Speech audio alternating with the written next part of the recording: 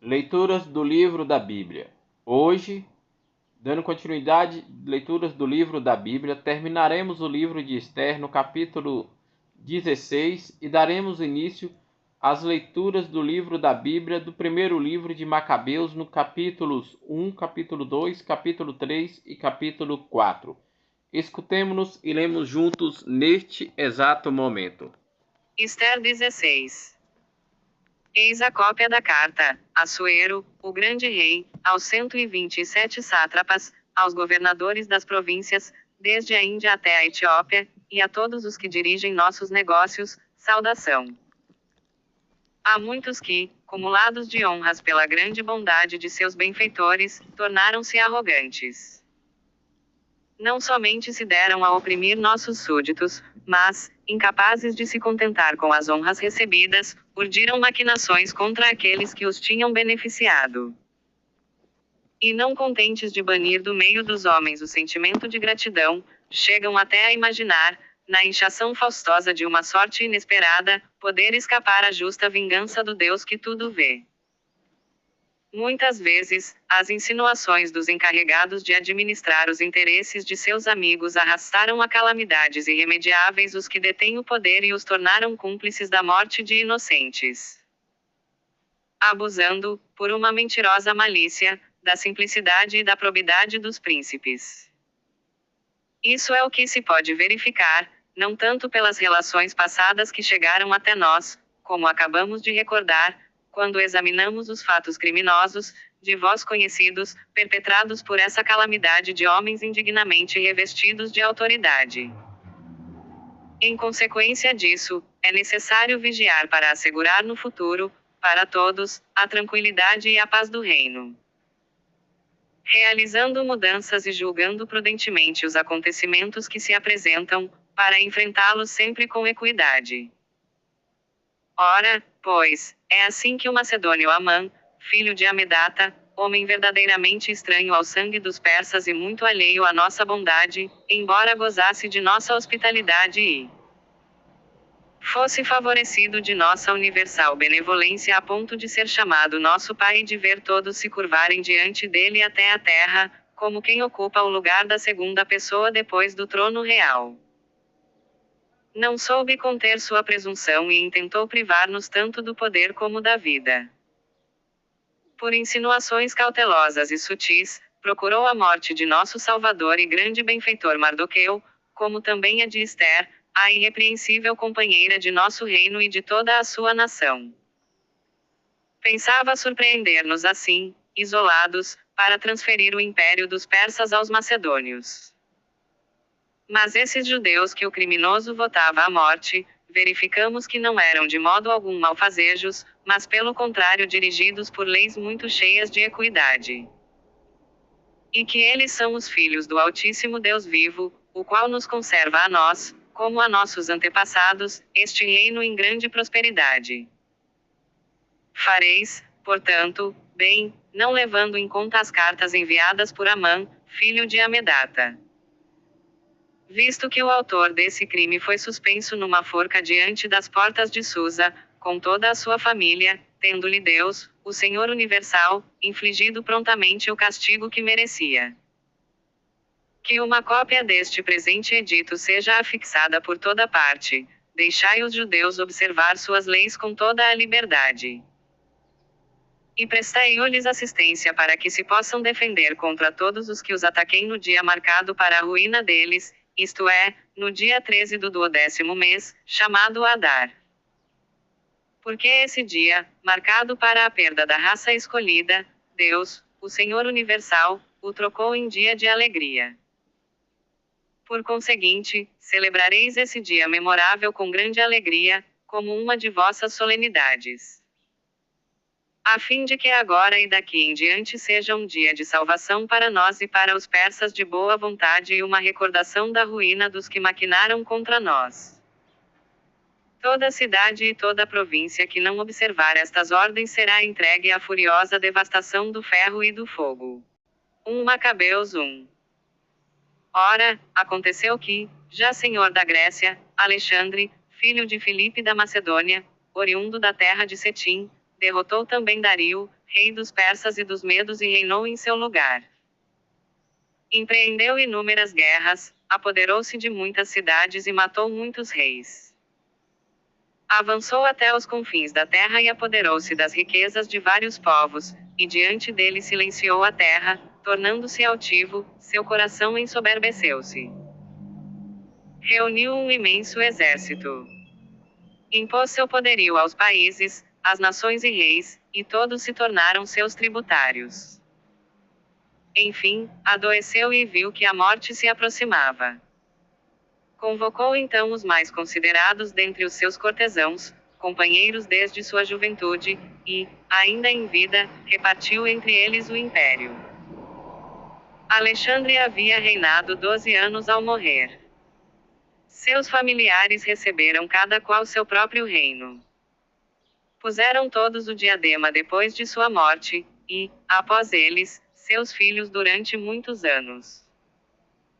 Desses reis originou-se uma raiz de pecado, Antíoco Epifanes, filho do rei Antíoco, que havia estado em Roma, como refém, e que reinou no ano 137 do reino dos gregos. Nessa época saíram também de Israel uns filhos perversos que seduziram a muitos outros, dizendo: vamos e façamos alianças com os povos que nos cercam, porque, desde que nós nos separamos deles, caímos em infortúnios sem conta. Semelhante linguagem pareceu-lhes boa. E houve entre o povo quem se apressasse a ir ter com o rei, o qual concedeu a licença de adotarem os costumes pagãos. Edificaram em Jerusalém um ginásio como os gentios, dissimularam os sinais da circuncisão, afastaram-se da aliança com Deus, para se unirem aos estrangeiros, e venderam-se ao pecado. Quando seu reino lhe pareceu bem consolidado, concebeu Antíoco o desejo de possuir o Egito, a fim de reinar sobre 2 reinos. Entrou, pois, no Egito com um poderoso exército, com carros, elefantes, cavalos e uma numerosa esquadra. Investiu contra Ptolomeu, rei do Egito, o qual, tomado de pânico, fugiu. Foram muitos os que sucumbiram sob seus golpes. Tornou-se ele senhor das fortalezas do Egito, e apoderou-se das riquezas do país. Após ter derrotado o Egito, pelo ano 143, regressou Antíoco e atacou Israel, subindo a Jerusalém com um forte exército. Penetrou cheio de orgulho no santuário, tomou o altar de ouro, o candelabro das luzes com todos os seus pertences. A mesa da proposição, os vasos, as alfaias, os turíbulos de ouro, o véu, as coroas, os ornamentos de ouro da fachada, e arrancou as embutiduras. Tomou a prata, o ouro, os vasos preciosos e os tesouros ocultos que encontrou. Arrebatando tudo consigo, regressou à sua terra, após massacrar muitos judeus e pronunciar palavras injuriosas.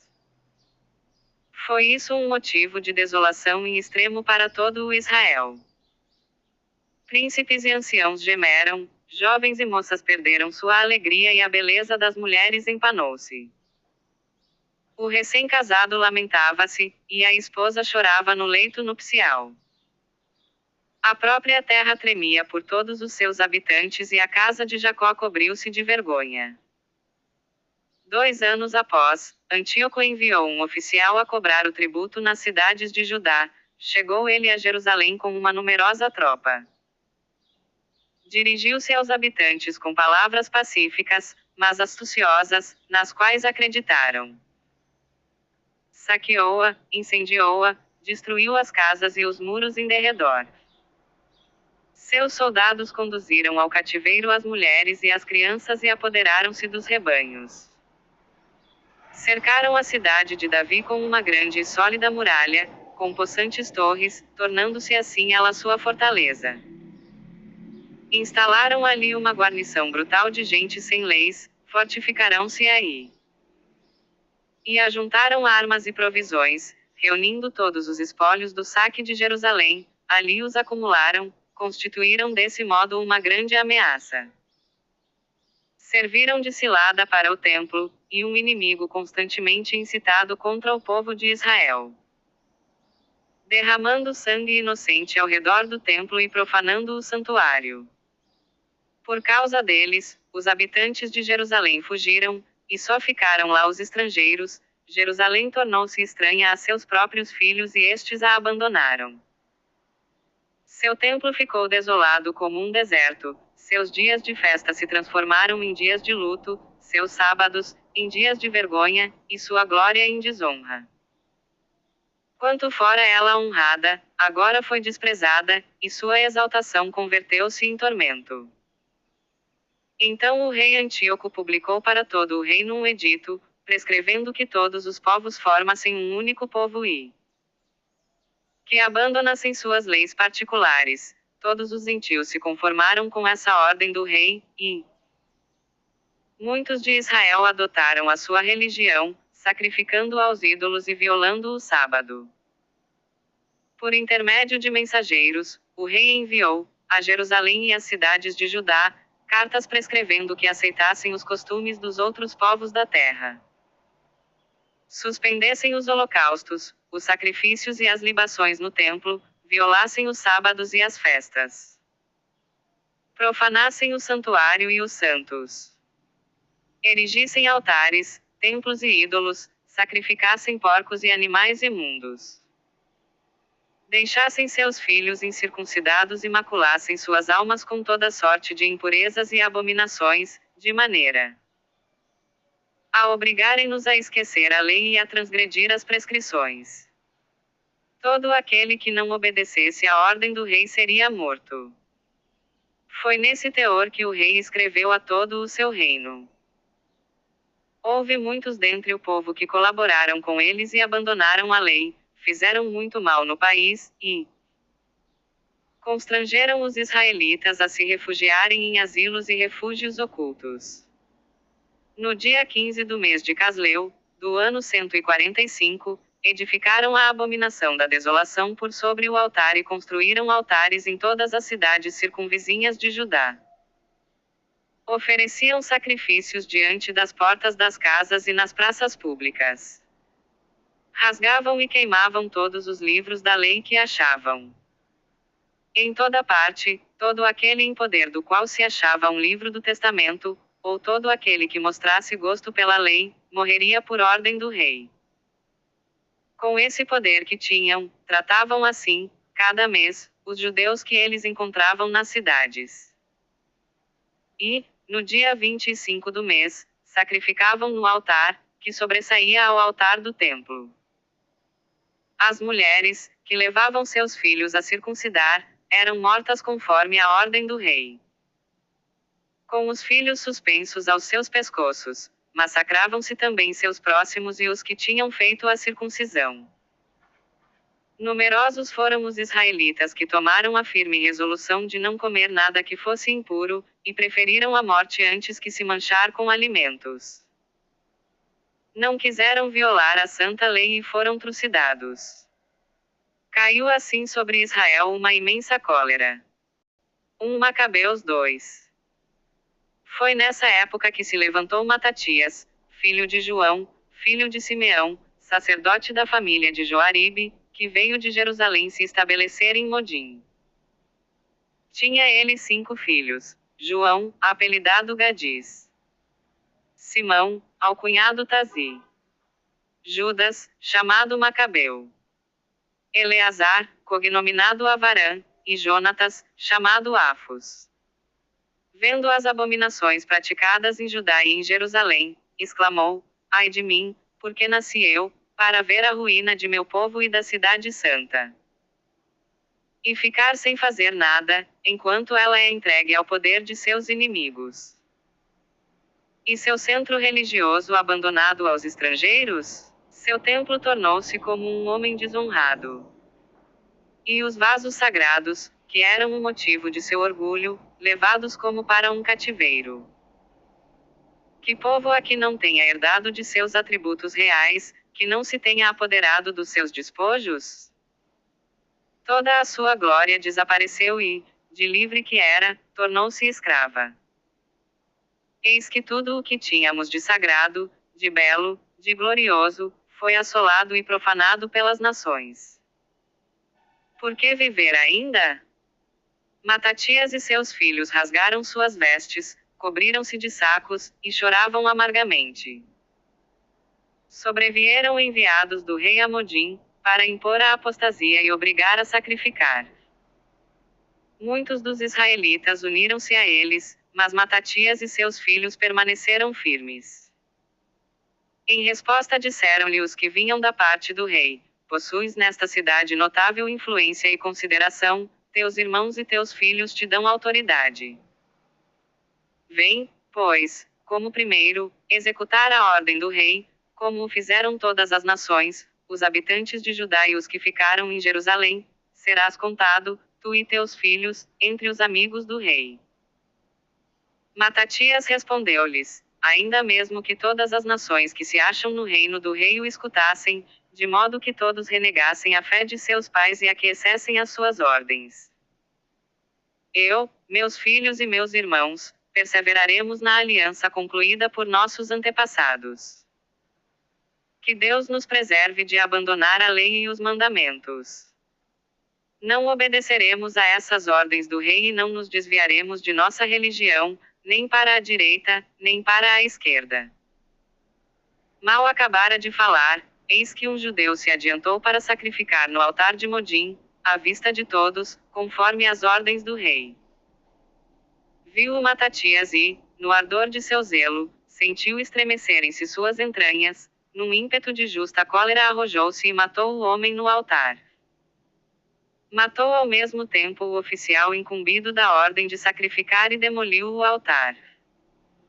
Com semelhante gesto mostrou ele seu amor pela lei, como agiu Finéias a respeito de Zanri, filho de Salum. Em altos brados Matatias elevou a voz então na cidade: quem for fiel à lei e permanecer firme na aliança, saia e siga-me. Assim, com seus filhos, fugiu em direção às montanhas, abandonando todos os seus bens na cidade. Então, uma grande parte dos que procuravam a lei e a justiça, encaminhou-se para o deserto. Ali refugiaram-se, com seus filhos, suas mulheres e seus rebanhos, porque a perseguição se encarniçava contra eles. Contaram aos oficiais do rei e às forças acantonadas em Jerusalém, na cidadela de Davi, que certo número de judeus, culpáveis de terem transgredido a ordem real, havia descido ao deserto, para ali se ocultar e que muitos se haviam precipitado em seu seguimento. Os sírios arremessaram-se ao encalço deles e os alcançaram, depois se prepararam para agredi-los no dia de sábado. Isso basta, agora, gritaram-lhes eles, saí, obedecei a ordem do rei, e vivereis.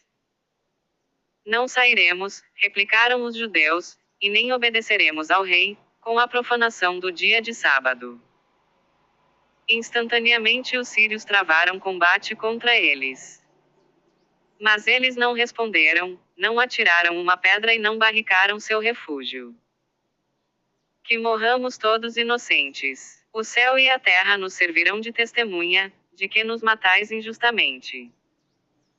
E foi assim que os inimigos se lançaram sobre eles em dia de sábado, morrendo eles, suas mulheres e seus filhos, com seu gado, em número de 1000.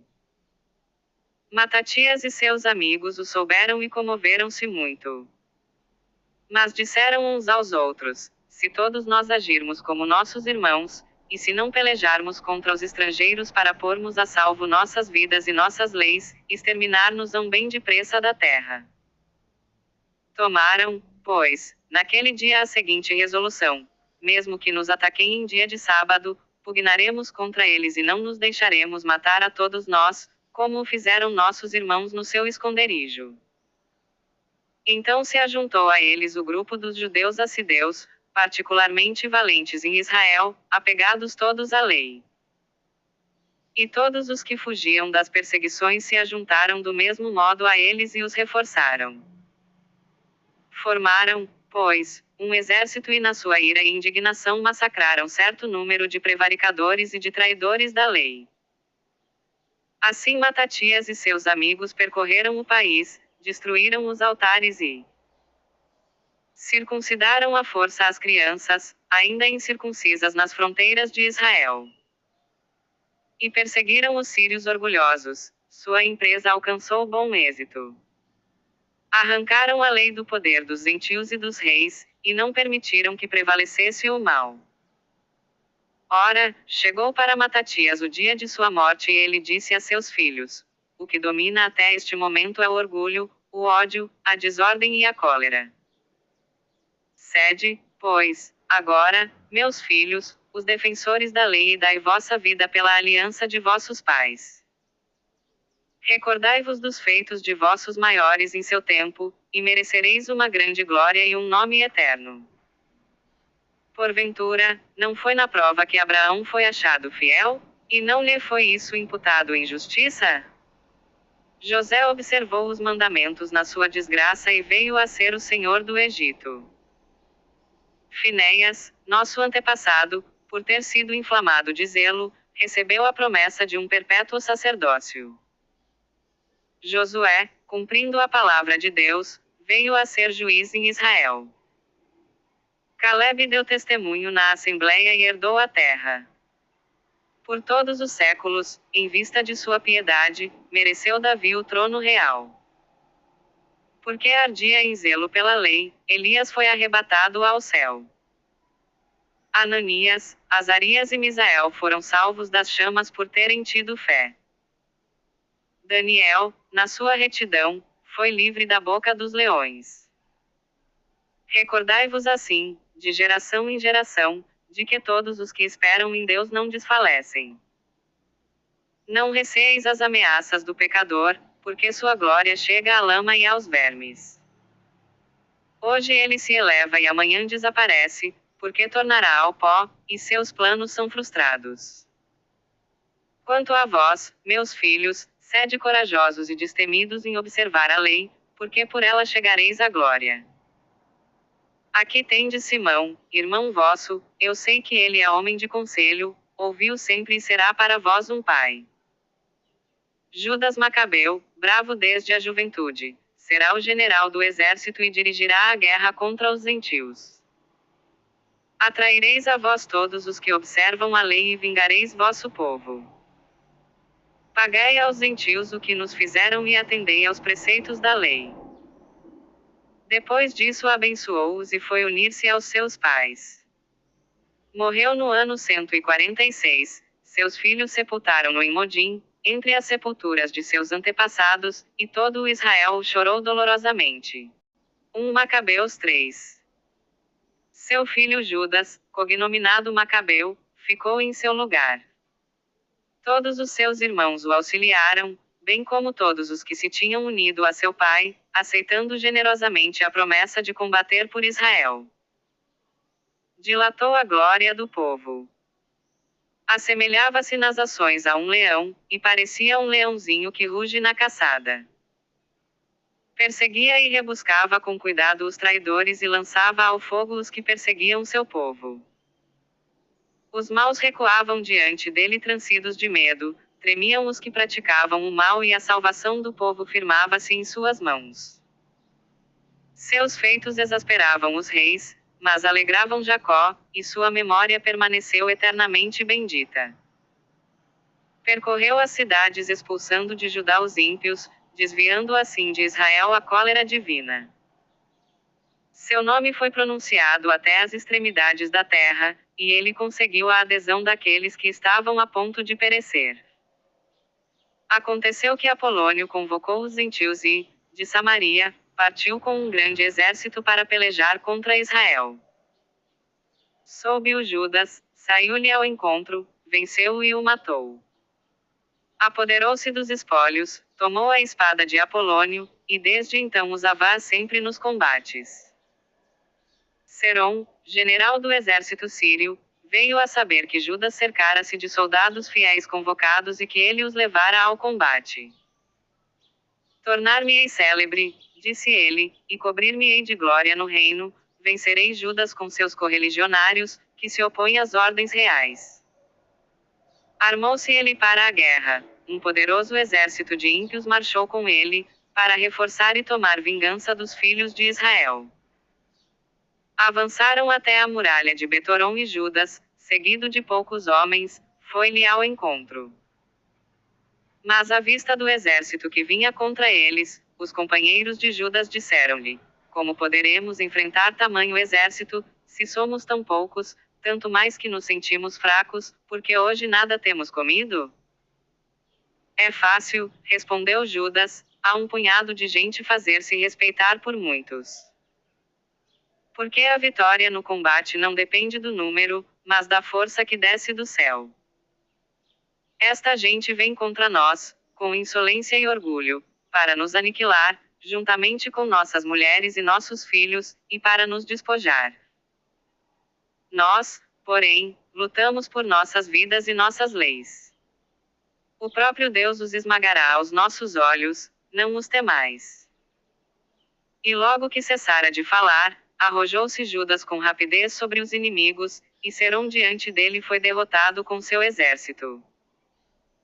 E Judas o perseguiu na descida de Betorom até a planície. Morreram cerca de 800 sírios e os restantes fugiram para a terra dos filisteus. E foi assim que se espalhou o terror de Judas e dos seus irmãos, e todos os povos das vizinhanças encheram-se de consternação.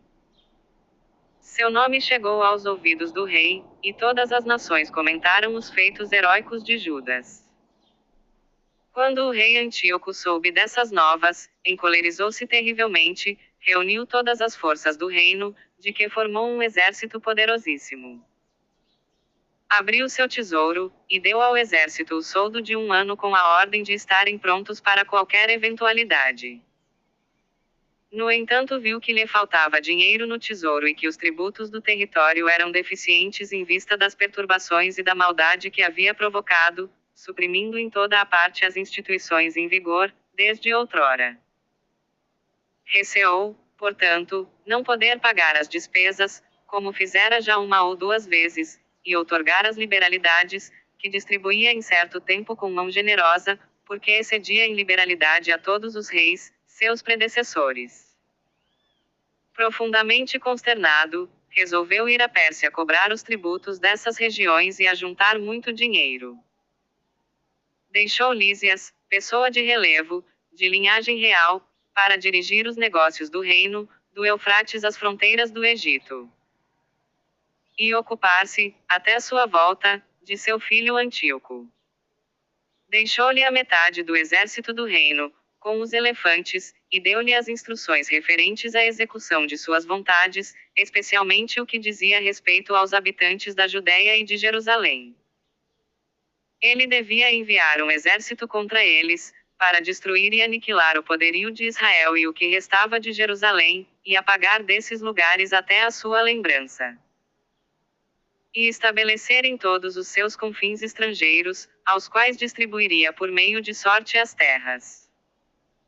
O rei tomou a outra metade do exército, partiu de Antioquia, capital de seu reino, pelo ano 147, passou o Eufrates e atravessou as terras superiores. Lísias escolheu Ptolomeu, filho de Dorímino, Nicanor e Górgias, valorosos generais e familiares do rei. Enviou com estes 40.000 homens e 7.000 cavaleiros para invadir e devastar o país de Judá, conforme a ordem do rei. Postos a caminho com todas essas tropas, chegaram à planície de Emaús e penetraram nela.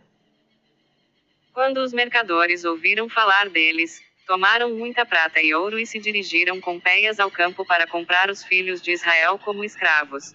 Exércitos da Síria, bem como do estrangeiro, vieram juntar-se a eles. Judas e seus irmãos viram que a situação era grave e que as forças inimigas acampavam dentro de suas fronteiras, sabendo também como o rei havia ordenado de tratar o povo para destruí-lo e exterminá-lo. Disseram uns aos outros: levantemos nossa pátria de seu abatimento e lutemos por nosso povo e nossa religião. Convocaram então toda a gente, a fim de se prepararem para a luta, de rezarem, de implorarem piedade e misericórdia de Deus. Porquanto Jerusalém estava desabitada e deserta, não havia um só de seus filhos que nela entrasse ou dela saísse. Seu santuário estava profanado, soldados estrangeiros ocupavam a cidadela, gentios faziam ali sua habitação, toda a alegria havia desaparecido de Jacó. Os israelitas se ajuntaram, pois, e se dirigiram a Masfá, defronte de Jerusalém, porque tinham tido outrora, em Masfá, um lugar de oração. Jejuaram aquele dia, vestiram-se com sacos, cobriram a cabeça com cinza e rasgaram suas vestes.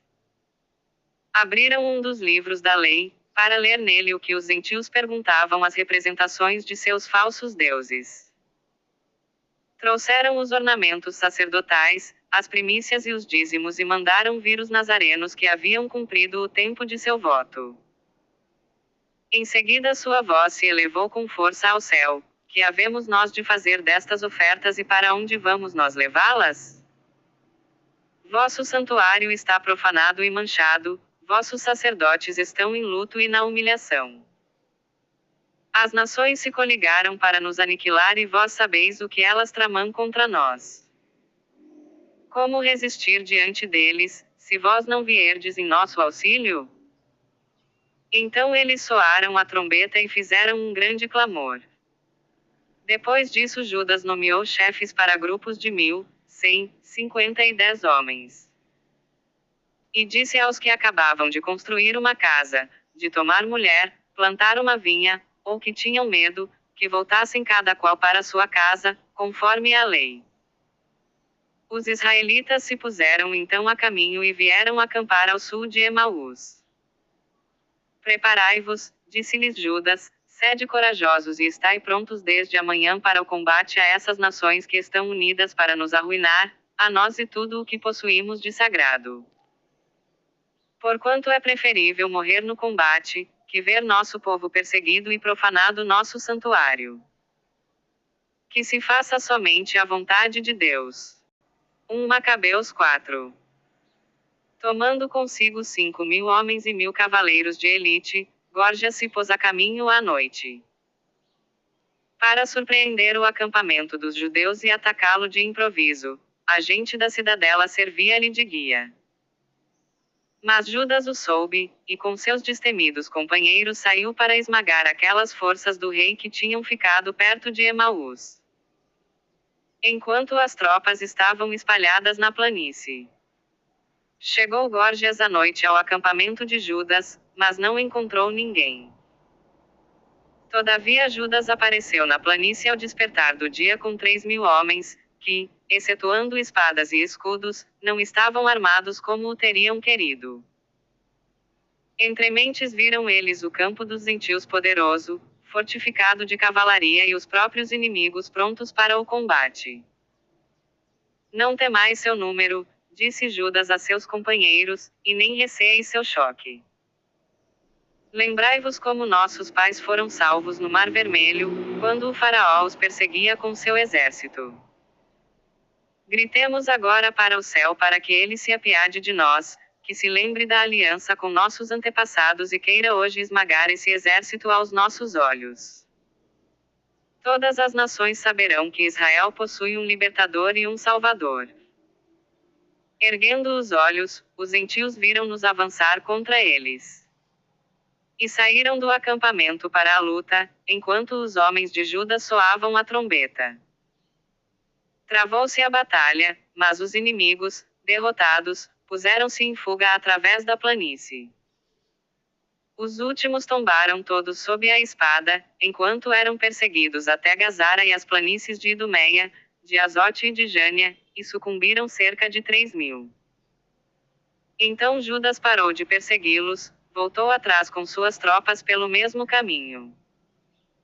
E disse: não penseis nos despojos, porque outro combate nos aguarda. Gorgias está perto de nós na montanha, com suas forças. No momento, enfrentai o inimigo e combatei. Ainda Judas falava, quando alguns homens apareceram e olharam de cima da montanha. Viram que o exército tinha sido posto em fuga e que o acampamento se queimava porque a fumaça que se percebia indicava o que se passara. À vista disso todos foram tomados de grande espanto e, certificando-se de que o exército de Judas se achava na planície, pronto para o combate, fugiram todos para a terra estrangeira. Judas voltou para pilhar o acampamento, e seus homens apoderaram-se de muito ouro, prata, jacinto, púrpura marinha, e de grandes riquezas. Ao voltarem, cantavam hinos e elevavam ao céu os louvores do Senhor, porque Ele é bom e sua misericórdia é eterna. Israel foi, com efeito, naquele dia salvo de um grande perigo. Os gentios que escaparam vieram contar a Lísias os acontecimentos. O qual ficou consternado e abatido ouvindo-os, porque Israel não tinha sido tratado como ele quis, e porque as ordens do rei não tinham sido cumpridas. Por isso, no ano seguinte, reuniu Lísias 60.000 infantes escolhidos e 5.000 cavaleiros para acabar com os judeus. Esse exército veio da Idumeia acampar em Betsur. Judas foi-lhe ao encontro com 10.000 homens. Tendo ante os olhos esse poderoso exército, rezou nestes termos: Sede bendito, Salvador de Israel, vós que quebrastes a força do poderoso pela mão do vosso servo Davi e entregastes os exércitos estrangeiros nas mãos de Jonatas e do seu escudeiro. Entregai esse exército ao poder do povo de Israel e confundi nossos inimigos com suas tropas e sua cavalaria. Inspirai-lhes o terror, fazei derreter seu orgulho audaz, que eles sejam sacudidos e pisados. Derribai-os sob a espada dos que vos amam e que todos aqueles que conhecem vosso nome cantem vossos louvores. Travou-se então o combate, e do exército de Lísias tombaram 5.000 homens, que sucumbiram diante deles. Vendo seu exército posto em fuga e os judeus cheios de bravura, prontos a viver ou a morrer valentemente, voltou Lísias a Antioquia para regimentar tropas de mercenários, com o intuito de reaparecer na Judéia com um exército mais forte. Judas e seus irmãos disseram então: Eis que nossos inimigos estão aniquilados. Reunido todo o exército, subiram a montanha de Sião. Contemplaram a desolação dos lugares santos, o altar profanado, as portas queimadas, os átrios cheios de arbustos que tinham nascido como num bosque ou sobre as colinas, os aposentos demolidos. Rasgando suas vestes, eles se lamentaram muito e cobriram as cabeças com cinza. Prostraram-se com o rosto por terra, tocaram as trombetas e ergueram clamores ao céu. Então Judas encarregou alguns homens de combater os soldados da cidadela, enquanto purificavam o templo. Escolheu sacerdotes sem mancha e zelosos pela lei, os quais purificaram o templo, transportando para um lugar impuro as pedras contaminadas. Consultaram-se entre si, o que se deveria fazer do altar dos holocaustos, que havia sido profanado. E tomaram a excelente resolução de demoli-lo, para que não recaísse sobre eles o opróbrio vindo da mancha dos gentios, destruíram-no, portanto. E transportaram suas pedras a um lugar conveniente sobre a montanha do templo, aguardando a decisão de algum profeta a esse respeito. Tomaram pedras intactas, segundo a lei, e construíram um novo altar, semelhante ao primeiro. Restauraram também o templo e o interior do templo e purificaram os átrios. Fizeram novos vasos sagrados e transportaram ao santuário o candeeiro, o altar dos perfumes, e a mesa. Queimaram incenso no altar, acenderam as lâmpadas do candeeiro, para alumiarem o templo. Colocaram pães sobre a mesa e suspenderam os véus, terminando completamente seu trabalho. No dia 25 do 9º mês, isto é, do mês de Casleu, do ano 148, eles se levantaram muito cedo. E ofereceram um sacrifício legal sobre o novo altar dos holocaustos, que haviam construído. Foi no mesmo dia e na mesma data em que os gentios o haviam profanado, que o altar foi de novo consagrado ao som de cânticos, das harpas, das liras e dos símbolos. Todo o povo se prostrou com o rosto em terra para adorar e bendizer no céu aquele que os havia conduzido ao triunfo. Prolongaram por 8 dias a dedicação do altar, oferecendo com alegria holocaustos e sacrifícios de ações de graças e de louvores. Adornaram a fachada do templo com coroas de ouro e com pequenos escudos, consagraram as entradas do templo e os quartos, nos quais colocaram portas. Reinou uma alegria imensa entre o povo e o opróbrio das nações foi afastado.